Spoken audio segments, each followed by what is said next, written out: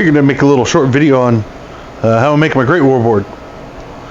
The trenches are 3D printed. I've had to modify, like, I need a little nope, that's a one piece. That's the elbow.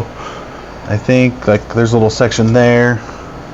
And I'm just glued down foam boards. Have to fill in the gaps with other foam. Just gluing down foam boards with just some, whatever the cheapest bottle of wood glue I had laying around. Obviously I've cut out in sections, and I didn't even use like a hot wire or anything. I just used a knife, just a box knife. So yeah, the edges look like crap, but you know what? Once everything's all put together, which that, of course, it fits, I just gotta tap it down. But that's the start of my Great War board, or at least the other half, because I decided not to be lazy and actually pull out this half. This is the prototype, sort of. So this will be the no man's land on the new board. But yeah, I made the no man's land separate on this one, not thinking that far ahead. But yeah, so here's the painted Great War board. You can't even tell, for the most part, where the seams are. Well, I mean, I can now the moment I say it. There's a seam right there, but so you won't be able to see. You shouldn't be able to see this seam or these once it's all covered in. I just used play sand, Mod Podge, and paints. Made gun pits out of tongue depressors. So I bought a big box of like, what, 5,000 tongue depressors years ago. The craters are just melted this stuff with easy water in them. I made the side gun pits big enough, as you can see, to fit the big bases, and I know those are my mid-war Germans, but that's what I have out right now. And then of course the trenches, I did actually modify these because I think the trenches are either bigger or smaller. If I can remember whose files I used, I got them on Colts, and then I had to like cut off the edges. If I can remember who it is I got these trenches from, I will post them online. You can see like the gaps right here, or like the non-edge. I don't remember what I used. I think I used like some two-part putty. But this time around, I'm just going to use caulk. I'm going to caulk up the edges. And this is caulk from the dollar store. But yeah, so there's the start. I'm going to glue down the rest of these chunks into like here, all that into there, try to fill up the gaps. Once all that glue's dried, I'm going to like caulk into that so it just feels a nice seam. Then I'm going to take it outside and prime it. It used to be covered in sand, because for a Battletech project, you can kind of see that right there. So I scraped it all off, so that's why these look rough. But again, doesn't matter. It's going to get painted. Hey, look at that. Surprise, my Lobotatons actually fit in the corners. Don't fit in these parts of the trenches, though. Boo! The infantry for the Martians on the Return of the Tripods. But yeah. This will actually be usable for them. Summer didn't want to give up the ghost. It's like 90 degrees out right now, so of course it's like almost 80 in here. You can do it, little guy. Make sure when you test fit too, your little subsections. I had to cut that off the top because I didn't quite cut it down enough to fit in there. Yeah, I got gaps in here still, but again, that's what the caulk is for. And now that I've got all my pieces fitted in and glued down, start putting heavy stuff on all the sections. Oh, that slid. So yep, pay attention to that. Also, this is nice my plywood table that I record on, so I'm not worried about glue getting onto it. But if you have a table at home, lay down saran wrap. Actually, saran wrap's great for not getting. I should actually lay some down because I don't want to damage my Great War books. But yeah, lay down saran wrap so the glue sticks to the saran wrap instead of your tables. So I'm gonna start laying heavy stuff down, and we'll be on to the next scene. All right, so all the heavy objects are laid down. Everything's, let the glue cure. Another thing, one more thing. If you use a box knife instead of a hot wire for cutting through this stuff, I do have hot wire. I'm just way too lazy to get it out. I got my knife here. If you use a knife, you're gonna make a mess. I got pink dust all over my floor, so I'll have to go around and vacuum after I'm done with everything. All right, so the mess has been made. I've got all of the cracks filled in, except for like maybe some of the trenches, but I'm not super concerned about that. Unless you're way down in there and look at it. Yeah, I did the all-purpose caulk for 99% of it, or whatever. I ran out right here at my big gap, so I had to switch over to this Alex Plus spackling by Dab. I had to cut the whole tip off. That stuff was really thick, so if you're going to do this, I actually recommend caulk, because I've had this for a while and it came out no problem. This stuff, I'm actually going to throw it away for this project, because I only bought it for like projects like these, and this is a pain in the ass to use. So maybe spackling just goes bad earlier, or maybe it's supposed to be that tough. But for paste, For gap sealing paste, I recommend caulk, especially the squeeze tube ones. But yeah, I'm not. Yeah, as you can see, you know, it's not exactly like perfect. Stick my hand in residue everywhere because I was using tongue depressors to kind of smooth them out. Popsicle sticks, whatever you want to call them. And yeah, so it's, even if it looks bad, it doesn't really matter because it's gonna be mud. It's gonna be covered in sand and then glossed over with mud. I've got my gun pits marked out. I just put the bases down, used a pen, and like scribed into the foam, and then cut them in with a box knife. But once all of this is dried, I'll cut out that gun pit, and that gun pit. And then I'll prime it all, and then I'll show the next step. But yeah, this backlight killed me. Holy crap. Yeah, it's even if like you do something like this, right? It's not perfect. It's not going to be perfect. Yes, I could have taken it into my work because I have an air-powered sander at work, and I could have sanded it all nice and smooth. Would have made a horrible mess, but at the same time, I don't. It's supposed to be a trench board. It's World War I mud board. Yeah. So like I don't even have the blast markers drilled out yet or marked out yet, which is actually what I'm gonna do before I prime the thing. And like I'm not even gonna bother with like Mod Podge over the base to prevent the spray rattle can from eating into it, because it's gonna get covered. It's gonna get painted for the most part. We'll let this cure all day,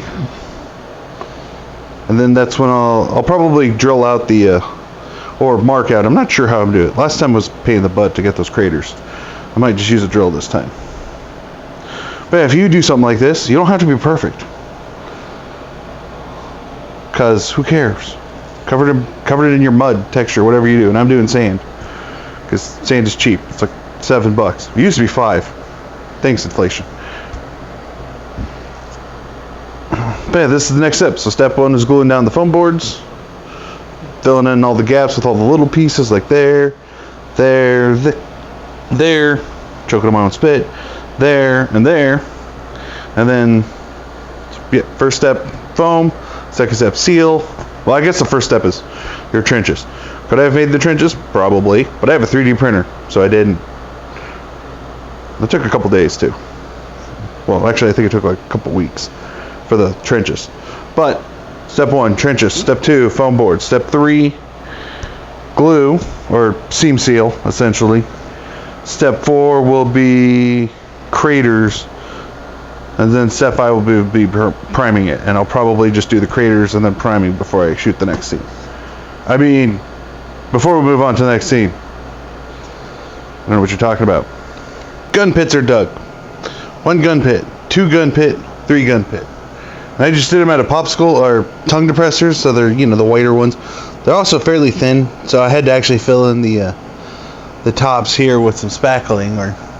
Well, I was gonna go for more caulk, but the dollar store didn't have any, so I had some dollar store lightweight spackling laying around.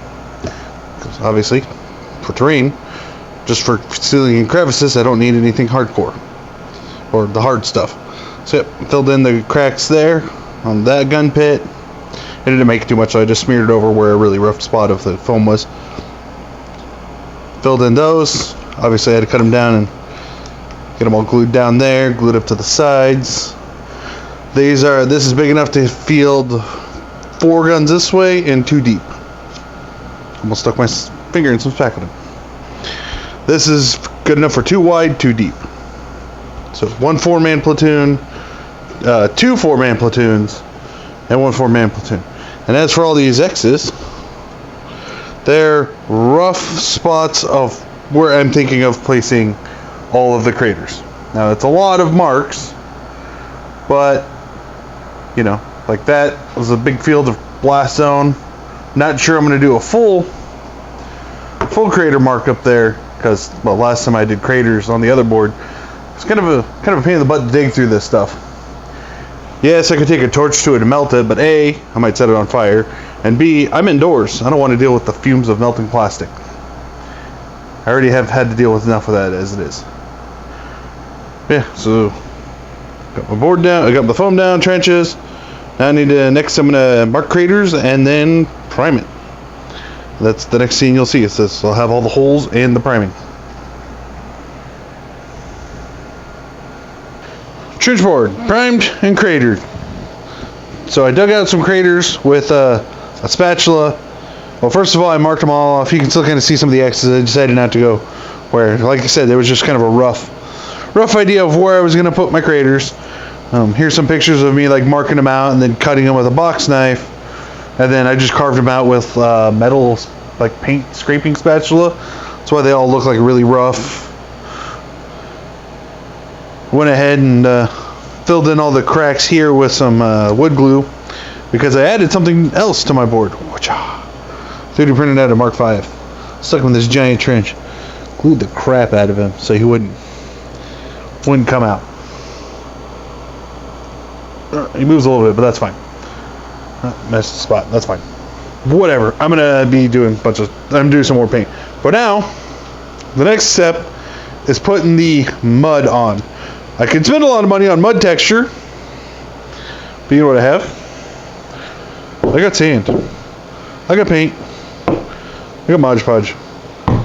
So these two will be mixed in with the sand. It'll make a nice slurry, and then I'm just going to smear it on. That's why I'm not super worried about the rough or the exposed pink from the foam right there, or any other like light pink you can see on the board, because it's just going to get covered in sand Mod Podge slurry. I did thin that out a little bit through like a straining filter, like a flour filter or something, so that way it'll be a little bit smaller. I prefer using this instead. I know some people have used like actual flour as a sand, but it doesn't work very well when you go with this method. I also don't really like it because flour is probably a more appropriate scale of sand for 15 millimeter. It doesn't look very good. But yeah, next step is slurry time. Oh, and I'm doing gray for my sand, mostly because I have my other board that's the brown mud. I thought it'd be kind of interesting to do like a different color, because a lot of like World War I films that I've seen tended to be like a lot grayer setting. You know, the boring browns and grays. Also, it might be influenced by a certain Sabaton song called Passion Day. And so that's why I'm going to go with a gray sand slurry mix to mud up my board and to fill these in. Well, I'm not filling them in, but I'm going to smooth, well, we'll see what the sand does. That's next step. And I will be painting the trenches. Alright, so I got my sludge, paste, mud, whatever I call it, I can't remember. I actually added a bunch of water. I didn't end up too much water. You can see still some sanding, so I had to dump a bunch out. I don't know if you can tell on the camera, at least from my end, it doesn't look like the gray paints do any huge amount to the sand, so I may have to, after I get the sand on, re-prime the board. That's fine. But for the most part, I'm going to be taking my sand and smearing it into the holes. Oh yeah, that did not change it to gray at all. So yep, unfortunately, after this is all dried, I'll have to re-prime this and then maybe give it a black wash in order to get it to look better, I guess. Maybe I'll give it a coat of Mod Podge, or just straight Mod Podge over it. I don't know. We're gonna see how it looks after this all dries, and then I give it another coat of spray paint. But I'm gonna work on this now. Alright, skipped a couple steps. So what I ended up doing is, after I got all of the sand on, I went ahead and the sand was still really loose, so I didn't mix enough Mod Podge. So I took some Mod Podge. Actually, I fill up these little guys here. Again, you get these at the dollar store. And thinning it out, which took about 3 of these. And on the sand, I just covered it and really watered down one Mod Podge until I had the full thing covered. Let that dry for like 2 days. Then it came back once it was all nice, dry, and hardened. Re-rattle canned all the sand with some Rust-Oleum, just gray primer. Once the gray primer had dried, I actually went ahead and made my own wash, because, well, this is a lot to wash. And you can find a bunch of recipes online, but the simplest recipe for something this big is just some black paint, some sort of rinse aid or dishwasher aid. This works as a flow aid. You can buy like actual hobby stuff, but that stuff's pricey for how much I had to do. And then just some water. Mix that in a bowl with a brush and applied it very liberally. So this is actually still wet right now. You can kind of see the water. Once this is all dry, I'm going to go over with a light brown dry brush. I got this golden brown that'll work. I'm going to dry brush the sand, and then I'm going to dry brush the trenches. I'm just going to dry brush everything in light brown. I was actually really disappointed the sand came out a little too sandy, but once I primed it, it started looking better. So once this is all dry brushed, I'm going to go back and hit it with, I have this polyurethane varnish from when I was doing the beaches. A little bit left. I'm going to hit that first on the sand. Then I will go through and hit it with some gloss and matte, various layers of gloss and matte seal, so that way it's nice and hardened down. So, sand. Glued the sand down with Mod Podge. Primed it gray. Made a wash, done that. Next up, polyurethane. Then I'm going to seal it. And then once all that's done, I've got this realistic water from Hobby Scenics? Woodland Scenics. And I'm going to go into all of the craters I made and fill them up. Maybe not fill them up, like that's a pretty big crater, but hit them with water. And yeah, that'll be it. But right now I'm letting this dry, and then I'll show it to you what it looks like after I dry brush it. Painted and glossed. So the technique I used after washing it was I took a big brush from the dollar store like this, although it was like half the size. I had to throw it away afterwards.